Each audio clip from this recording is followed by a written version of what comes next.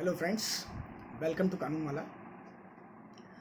Today we are going to start our CPC series for the judiciary and for the knowledge. तो हम यहाँ बात करते हैं कि CPC का इतिहास क्या बोलता है। कोड ऑफ सिविल प्रोसीजर 1908 अभी हमारी चल रही है। इससे पहले क्या CPC एग्जिस्ट कर रही थी? तो हम बात करते हैं 1859 की। चार्ल्स वुड वो पहला व्यक्ति था, चार्ल्स वुड वो व्यक्ति थे जिन्होंने CPC बनवाना शुरुआत किया था, या हम बोलते हैं कि उन्होंने दीवानी प्रक्रिया का स्टार्टिंग करवाई थी कि CPC एक ऐसा ड्राफ्ट बने जो कि सिविल मुकदमे जो रहेंगे उनको सॉल्व आउट कर सके। तो 1859 में इन्होंने ये CPC बनाया। उसके बाद इसमें वापस से इसको चेंज किया और 1877 में आया, फिर वापस से चेंज किया 1882 में आया, फिर 1908 में जो अभी हम लोग CPC देख रहे हैं वो बना 1908 में। 1908 में बनने के बाद इसमें 1976 में, 1999 में और 2002 में ये इसमें मेजर अमेंडमेंट्स किए गए। इसमें जो भी सुधार की ज़रूरत थी वो 1976 में, 1999 में और 2002 में अमेंडमेंट्स किए गए। आगे हम बात करें तो इसका एक्सटेंशन कहाँ है और ये कब लागू हुआ। तो ये लागू हुआ 1 जनवरी 1909 को। 1909 में 1 जनवरी से ये लागू हुआ। फिर हम बात करें इसका एक्सटेंशन कहाँ का है, कहाँ तक है।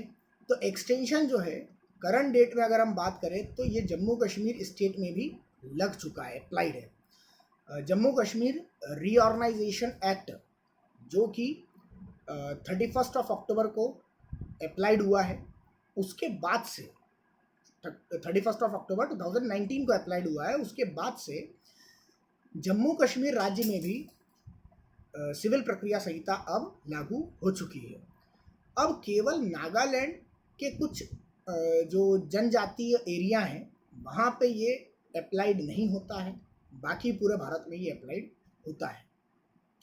ये एक प्रक्रिया विधि है। दो तरीके के लॉ होते हैं, सब्सटेंटिव लॉ और प्रोसीजरल लॉ। तो सब्सटेंटिव लॉ वो होते हैं जो कि किसी पार्टीज के राइट्स और लायबिलिटीज डिसाइड करते हैं। किसी पार्टी के राइट्स और लायबिलिटीज अगर वो डिसाइड कर रहे हैं तो हम उसको सब्सटेंटिव लॉ बोलते हैं। बट अगर कोई कानून उस राइट और लायबिलिटीज के गेन करने की या उस पर कोई डिस्प्यूट्स होते हैं तो उसको सॉल्व करने की अगर प्रोसीजर बताती है तो हम उसको बोलते हैं प्रोसीजरल लॉ। तो जो CPC है वो एक प्रोसीजरल लॉ है, प्रक्रिया विधि है, और ये संविधान की समवर्ती सूची में रखी गई है। 3 जो सूची होती हैं, यूनियन लिस्ट, स्टेट लिस्ट और कॉन्करेंट लिस्ट, तो इसको कॉन्करेंट लिस्ट में पुट किया गया है। मतलब इसका ये मतलब है कि इसमें राज्य सरकार और केंद्र सरकार दोनों ही अपने हिसाब से अमेंडमेंट कर सकते हैं। फिर हम बात करें कि क्या ये सार्वभौमिक सर्वांगीण सर्वांगीण है, एग्जॉस्टिव है। एग्जॉस्टिव का क्या मतलब होता है? एग्जॉस्टिव का मतलब होता है कि क्या ये संपूर्ण है। तो ये उस मामले में संपूर्ण है। अगर सिंपल डायरेक्ट आंसर अगर आता है तो या हाँ या ना में पूछते हैं तो हम बोलेंगे हाँ ये सर्वांगीण है। बट केवल उस मामले में जिस मामले में इसमें प्रोविजंस दिए गए हैं। तो क्या ये सर्वांगीण है? नहीं, ये पूरी सर्वांगीण नहीं है। ये केवल उन मामलों में सर्वांगीण है या उस मामले में एग्जॉस्टिव है जो मामले जो प्रोविजंस इसमें दिए हुए हैं, एग्जॉस्टिव नहीं है। अब हम बात करें अगर ये एग्जॉस्टिव नहीं है तो कोई इसका क्या मतलब होता है। अगर सेक्शन 151 की अगर हम बात करें, inheritance rights of the court, section 151 of the CPC, वो ये बोलता है कि अगर किसी मामले में किसी बात पर, किसी पॉइंट पर अगर सीपीसी शांत है, मतलब सीपीसी में कोई एग्जिस्टिंग प्रोविजंस एग्जिस्ट नहीं कर रहे हैं, तो उस पॉइंट पर कोर्ट अपने नियम बना सकती है और उस पर फैसला कर सकती है। ये है कोर्ट की इनहेरिटेंस पावर। तो जहाँ तक तो प्रोविज़न दिए हैं कोर्ट को मानना ही पड़ेंगे, बट जहाँ प्रोविज़न नहीं दिए हैं उस केस में सेक्शन 151 पे वो एग्जॉस्टिव नहीं रह जाएगी और वो संपूर्ण नहीं कहलाएगी ना। अब हम बात करें जो आज का हमारा मेन टॉपिक है, वो है 1999 और 2002 में जो अमेंडमेंट्स हुए हैं, 1999 में और 2002 में जो अमेंडमेंट्स हुए हैं, उन अमेंडमेंट्स से क्या क्या अमेंडमेंट्स हुए हैं और क्या क्या सेक्शंस और क्या क्या रूल्स उससे प्रभावित हुए हैं, इसके अमेंडमेंट्स क्या क्या हैं, ये क्वेश्चंस कई बार पूछा गया है।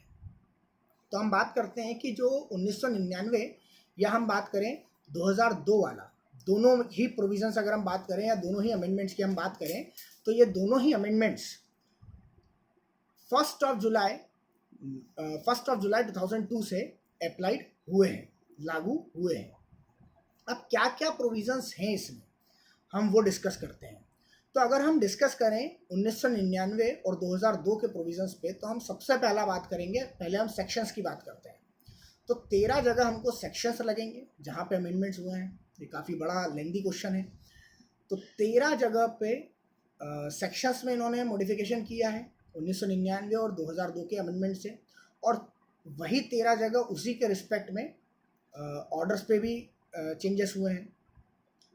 तो हम बात करें इसके लिए हम पहला एक केस लॉ डिस्कस करते हैं, the validity of the amendment act of 1999 and 2002। इसके ऊपर Salem advocate bar association Tamil Nadu versus union of India 2003 का ये केस है, और ये बहुत लैंडमार्क जजमेंट है। इसमें बोला गया था कि 2002 और 1999 के जो अमेंडमेंट एक्ट हैं वो कॉन्स्टिट्यूशन को अल्ट्रा वायर नहीं करते हैं, वो इंट्रा वायर में है, मतलब उसका उल्लंघन नहीं करते हैं। अब हम बात करें क्या क्या अमेंडमेंट करे गए, तो पहला हम देखते हैं सेक्शन 26। सेक्शन 26 बोलता है इंस्टीट्यूशन ऑफ सूट के बारे में। तो सेक्शन 26 के सबसेक्शन 2 में ये प्रोविज़न डाला गया 1999 के अमेंडमेंट में कि कोई भी फैक्ट को अगर साबित करना होगा, उसको प्रूफ करना होगा, तो आप केवल और केवल एफिडेविट के थ्रू ही कर सकते हैं 26(2) में। फिर 27 में सेक्शन दूसरा अमेंडमेंट, इसका इफेक्ट जो रहा वो सेक्शन 27 में रहा। सेक्शन 27 ये बोलता है समन टू डिफेंडेंट। इसमें बोला गया कि समन टू डिफेंडेंट जो दिया जाना है, अगर कोई केस इंस्टीट्यूट हो जाता है अंडर सेक्शन 26, तो उसका जो समन दिया जाएगा डिफेंडेंट को, वो 30 दिन के अंदर दिया जाएगा। तीसरा बोला गया तीसरा इफेक्ट जो पड़ा वो पड़ा है सेक्शन 32 के पॉइंट नंबर सी में। सेक्शन 32 में 4 पॉइंट हैं। पहला पॉइंट ये बेसिकली डिस्कस करता है पेनाल्टी फॉर डिफॉल्ट से। इसमें बात बोली गई है कि अगर कोई किसी को बुलाया जाता है समन के थ्रू और अगर नहीं आता है तो क्या चीज़ होगी, तो पेनाल्टी फॉर डिफॉल्ट्स इसमें बोला गया है। इसमें ए पॉइंट आता है, इसमें सी पॉइंट को अमेंड किया गया है। मैं चारों पॉइंट बोल देता हूँ। ए पॉइंट आता है कि हम उसके खिलाफ कोर्ट फिर वारंट इशू करेगा, वारंट ऑफ अरेस्ट। दूसरा पॉइंट बोलता है कि उसकी प्रॉपर्टी को अटैच करेंगे या और सेल करेंगे। तीसरा पॉइंट जो इसमें अमेंड किया गया है, उसके ऊपर पेनल्टी लगाएंगे, तो 5,000 रुपये की जो फाइन है वो इम्पोज करी गई है इस 2019 के अमेंडमेंट से। और चौथा पॉइंट बोलता है कि उससे सिक्योरिटी ले लेंगे कि आप प्रेजेंट दोगे, और अगर प्रेजेंट नहीं होता है तो उसको फिर सिविल इम्प्रिजनमेंट डाला जाएगा। फिर हम बात करें सेक्शन 58 पे भी इफेक्ट पड़ा है। सेक्शन 58 है डिटेंशन एंड रिलीज से रिलेटेड। तो इसके कुछ पैरामीटर्स चेंज किए गए हैं 99 के अमेंडमेंट एक्ट में। वो पैरामीटर्स कुछ ऐसे हैं कि अगर कोई डिक्री मनी के लिए अगर 5,000 रुपये से ऊपर की है और उसमें डिफ़ॉल्ट होता है, तो 3 महीने की सिविल इम्प्रिजनमेंट लगेगा डिफ़ॉल्टर को।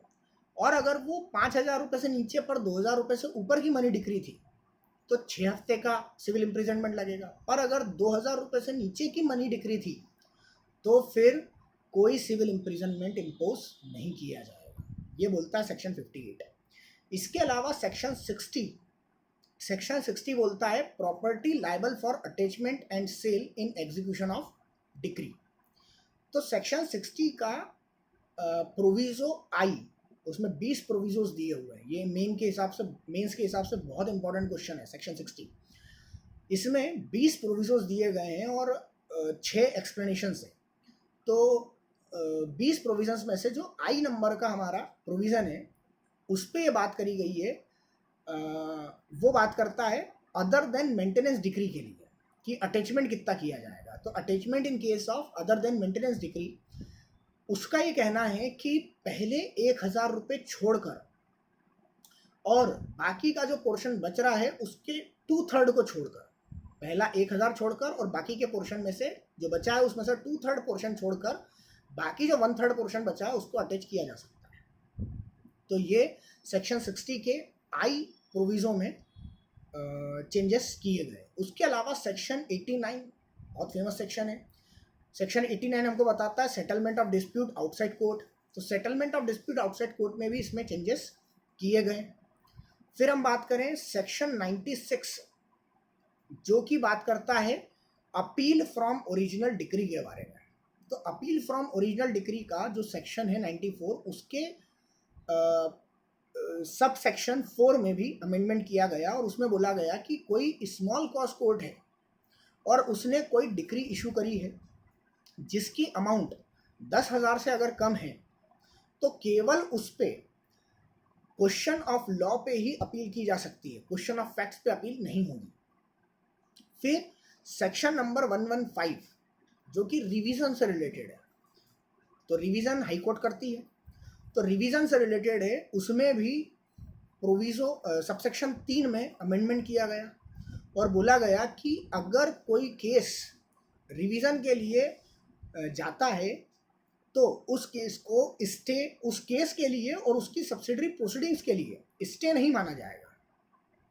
पर अगर हाई कोर्ट अगर अलग से स्टे देता है तो ही स्टे लगेगा, नहीं तो रिवीजन की प्रोसीजर को आप स्टे नहीं मान सकते।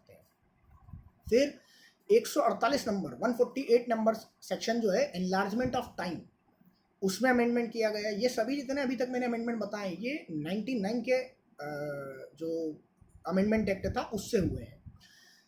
तो उसमें 148 में एनलार्जमेंट ऑफ टाइम करा गया और उसमें बोल दिया गया कि वहाँ जहाँ पे कोर्ट को ऐसा लगता है कि एक्सटेंशन ऑफ टाइम दिया जाना चाहिए तो वो इन टोटल मतलब कुल मिला के 30 दिन से ज़्यादा का एक्सटेंशन नहीं दे सकती है।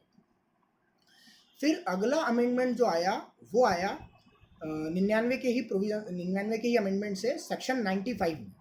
वो था compensation for obtaining arrest, detention, attachment और injunction on insufficient ground, section 95।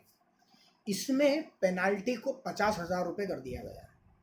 इसमें बोला गया कि अगर किसी व्यक्ति को इनसफिशिएंट ग्राउंड पे अगर अरेस्ट किया जाता है, उसकी प्रॉपर्टी को अटैच किया जाता है या इंजंक्शंस लगाए जाते हैं इनसफिशिएंट ग्राउंड पे, तो उसको 50,000 रुपये का कंपनसेशन दिया जा सकता है मैक्सिमम। फिर हम बात करें 99 और 2002 के जो अमेंडमेंट एक्ट था उन दोनों में ही सेक्शन 102 में अमेंडमेंट किए गए, जिसमें बोला गया कि no second appeal in certain cases. Section 102 बोलता है no second appeal in certain cases, और इसमें बोल दिया गया कि 25,000 रुपये से नीचे का जो सब्जेक्ट मैटर रहेगा अगर किसी केस में, अगर किसी सूट में किसी केस में सब्जेक्ट मैटर की वैल्यू 25,000 से अगर नीचे की है तो उसके ऊपर सेकंड अपील नहीं होगी। ये बोला गया सेक्शन 102 में। सेक्शन 102 के बाद में सेक्शन 64 में भी अमेंडमेंट किया गया जो कि अमेंडमेंट एक्ट 2002 के हिसाब से किया गया। सेक्शन 62 जो है वो बात करता है private alienation of property after the attachment to be void. अब ये इसका क्या मतलब है? इसका मतलब है, इसका फर्स्ट प्रोविजो जो है वो हमको पढ़ना पड़ेगा पहले 64 का, 64 का फर्स्ट जो प्रोविज़न है, फर्स्ट सबसेक्शन जो है वो ये बोलता है कि अगर किसी व्यक्ति ने अटैचमेंट का ऑर्डर निकल जाने के बाद में अपनी संपत्ति को ट्रांसफ़र या किसी और को डिलीवर कर दिया है या उसके राइट्स डिलीवर कर दिए हैं, तो वो वॉइड माना जाएगा। इसमें 2002 में सबसेक्शन 2 को जोड़ दिया गया 64 में, सेक्शन 64 में, और उसका ये मतलब हो गया कि अगर ऐसा ट्रांसफ़र या फिर ऐसी डिलीवरी या ऐसे कुछ राइट्स जो ट्रांसफ़र कर रहे हैं अगर वो अटैचमेंट के पहले किए गए हैं तो उसको ये सेक्शन अट्रैक्ट नहीं करेगा। ये इसका एग्जम्पशन के तौर पे बता दिया गया, या हम बोलते हैं कि इसका प्रोविज़ो जैसा बता दिया गया। और वैसे ही 2002 के प्रोविजंस में, अमेंडमेंट में, जो हमारा लास्ट 13 पॉइंट है, 13 जो चेंजेस हुए उसमें 39(4) में ट्रांसफ़र ऑफ डिक्री, सेक्शन 39 बात करता है ट्रांसफ़र ऑफ डिक्री के बारे में। उसमें चेंजेस किए गए कि अगर कोई कोर्ट जिसने डिक्री पास करी है वो केवल और केवल अपने ही क्षेत्राधिकार में, अपने ही जुरिस्डिक्शन में, अपने ही जियोग्राफिकल जुरिस्डिक्शन में उस डिक्री को एग्जीक्यूट करवा सकता है। दूसरे एरिया में जाके, दूसरी जुरिस्डिक्शन में या अपनी जुरिस्डिक्शन से बाहर जाकर उस डिक्री को एग्जीक्यूट नहीं करवा सकता है। तो ये बोल दिया गया सेक्शन 39 सबसेक्शन 4 में।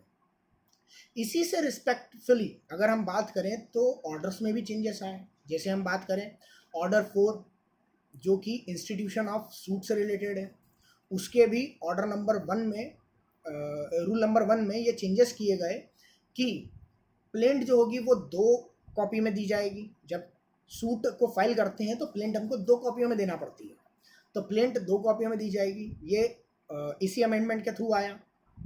फिर ऑर्डर 5 में भी बहुत सारे रूल्स में, ऑर्डर 5 है issue and service of summons, उसमें भी बहुत सारे रूल्स में अमेंडमेंट्स आए। ऑर्डर 6 प्लीडिंग जनरली, उसमें भी रूल नंबर 15 और 17 में अमेंडमेंट्स आए। फिर हम बात करें ऑर्डर 7 प्लेंट, उसमें भी चेंजेस आए, उसमें भी अमेंडमेंट्स हुए। Order 8 written statement set off and counter claim, उसमें भी चेंजेस आए। Order 9 appearance of party and consequences of non appearance, उसमें भी चेंजेस आए।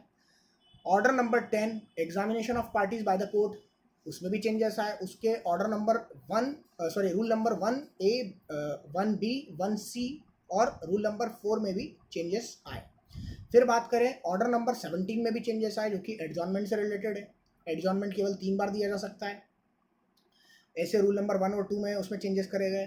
फिर order 18 hearing of suit and examination of witnesses, इसमें भी अमेंडमेंट किए गए, इसके रूल नंबर 2 में अमेंडमेंट किए गए थे। फिर order number 20 judgment and decree, order number 20, उसके भी रूल नंबर 1 और 6B में अमेंडमेंट किए गए थे। फिर ऑर्डर नंबर 21 सबसे बड़ा ऑर्डर है, execution of decrease and order, उसके भी रूल नंबर 92 में अमेंडमेंट किया गया। फिर हम बात करें ऑर्डर 26 जो कि कमीशन से रिलेटेड है, कमीशन जो इशू किए जाते हैं उससे रिलेटेड है, उसमें भी चेंजेस किए गए।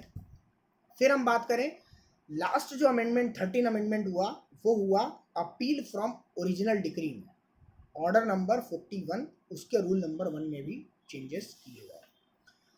तो हम ये बोल सकते हैं कि ये एक बहुत बड़ा अमेंडमेंट था 2002 वाला और 1999 वाला, और ये मेंस में कई बार पूछा गया है। इसमें 13 सेक्शंस पे हमने बात करी कि जहाँ जहाँ चेंजेस हुए, और 13 ऑर्डर्स पे बात करी जहाँ जहाँ चेंजेस हुए। होपफुली आपको पूरा कंसेप्ट क्लियर होगा, और हमने इसका जो कॉन्स्टिट्यूशनल वैलिडिटी के लिए जो केस है Salem advocate bar association versus union of India 2003 का केस, वो भी हम लोगों ने डिस्कस किया कि वो बोलता है कि अल्ट्रा वायर नहीं है। तो होपफुली आपको समझ में आया होगा। अगर आपको अच्छा लगा है तो प्लीज़ लाइक करिए, शेयर करिए और सब्सक्राइब करिए, ताकि मुझे भी मोटिवेशन मिले और मैं आपके लिए वीडियोस बना सकूं। Thank you.